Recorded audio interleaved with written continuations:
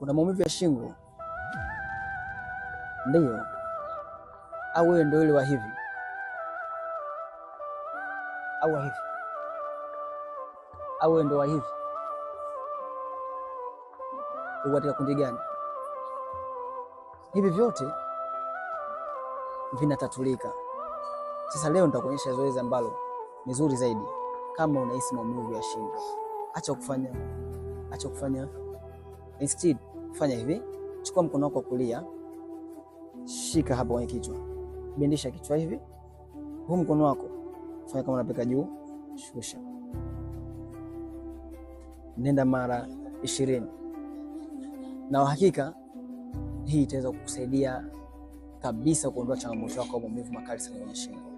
Ikiwa hujanielewa, andika neno msaada au wasiliana moja kwa moja ili nikupe mfumo sahihi wa mazoezi na mfumo sahihi wa tiba ili kuweza kutatua changamoto yako kutoka hapo kwenye chanzo. Unachelewa sasa. Chukua hatua.